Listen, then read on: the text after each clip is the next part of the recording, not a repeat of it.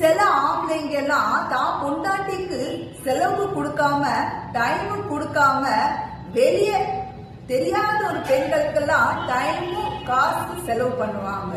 இந்த மாதிரி ஆட்கள்லாம் கொஞ்ச நாள் எப்படின்னா அவங்க ஃபேமிலி நடு தெருவுக்கு வந்துருவாங்க.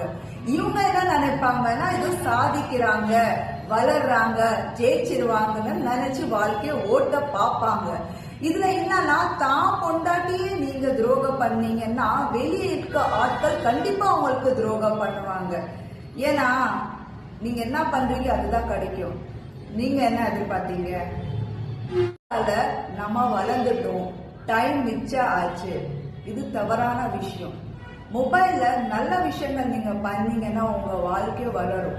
அதே நீங்க மொபைல்ல தேவையில்லாத வேலை செஞ்சீங்கன்னா உங்க வாழ்க்கைய நாசமா ஆயிடும். ஏன்னா டிவி, ஃப்ரிட்ஜ் எதுனாலும் இருக்கட்டும் நமக்கு அப்ப தேவைப்படுது. ஆனா எந்த வீட்டுல சந்தோஷ குடும்பம் இல்லையே, அது குடும்பமே இல்லை.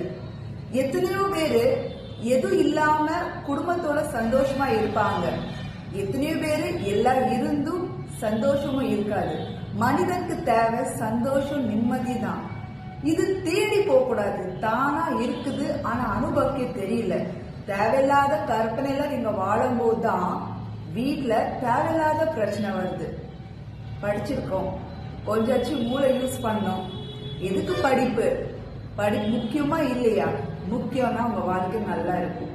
முக்கியமே இல்லையா அப்புறம் வாழ்க்கை நல்லா இருக்கும். ஏன்னா டிசிப்ளின், மேனர்ஸ், பயபக்தி இருக்கணும். இருந்தாதான் வாழ்க்கை. இல்லைன்னா உங்க வாழ்க்கைய நீங்களே கொஞ்சம் கொஞ்சமாக கொள்றீங்க அர்த்தம்.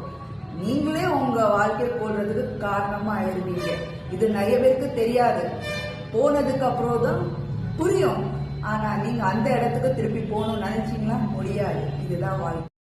யார் அவங்க சொந்த அப்பா அம்மாவே மதிக்கலையோ அவங்க பொண்டாட்டி குழந்தைய மதிக்க மாட்டாங்க.